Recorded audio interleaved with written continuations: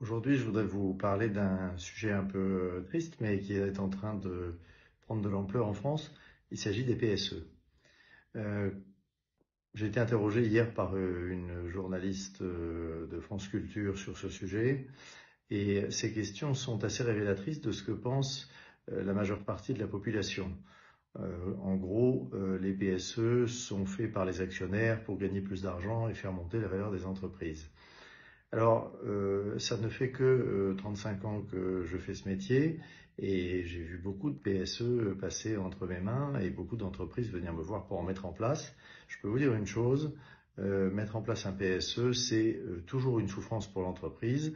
Évidemment, on ne va pas nier le stress que ça génère chez les salariés, mais pour l'entreprise, c'est une souffrance. Pour le chef d'entreprise, c'est la preuve qu'il a raté quelque chose, qu'il a manqué l'évolution de son marché, qu'il a raté un tournant technologique, qu'il n'a pas su vendre assez en France pour que son actionnaire, lui-même français ou étranger, le laisse en paix et lui autorise à continuer les recrutements et faire grandir l'entreprise en France. Bref, c'est toujours un drame.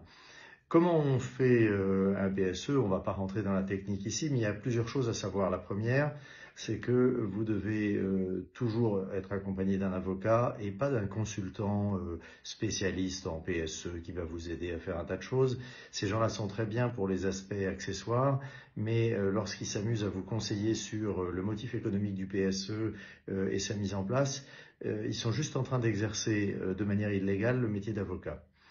Ce qu'il faut faire en tout premier lieu, c'est d'abord savoir s'entourer, en effet, d'un avocat. Cet avocat va probablement vous proposer de venir avec un cabinet de conseil en stratégie, par exemple, pour pouvoir analyser avec précision les motifs économiques qui vont servir de socle au PSE, et puis, évidemment, pour la suite et les conséquences du PSE, un cabinet spécialisé dans le reclassement. La première chose qu'il faut savoir aussi, c'est que la communication est extrêmement importante. Elle doit être faite avec soin. Vous allez malheureusement être obligé de violer la loi si vous voulez la faire avec soin, c'est-à-dire que vous allez devoir commencer par aller voir votre direct et le préfet de votre région pour lui annoncer malheureusement ce que vous vous apprêtez à faire. Bien entendu, si c'est un PSE pour 11 personnes en Île-de-France, c'est pas la peine de déranger les autorités. Si c'est un PSE pour 250 personnes en province dans un endroit où c'est le premier ou le deuxième employeur du coin, c'est absolument impératif si vous voulez que tout se passe bien.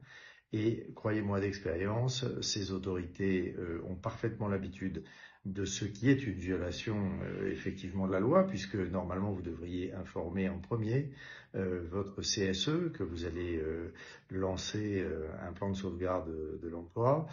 Normalement vous devriez réserver ça à vos élus et à vos syndicats si vous cherchez à négocier ce qu'on appelle un accord PSE. Mais malheureusement, la loi a été mal faite de ce point de vue-là, et c'est vrai que c'est bien de prévenir les autorités avant pour qu'elles puissent se mettre en ordre de marche convenablement et qu'elles ne la prennent pas dans la PQR, la presse quotidienne régionale, un matin, lorsque ils prennent le chemin de leur bureau.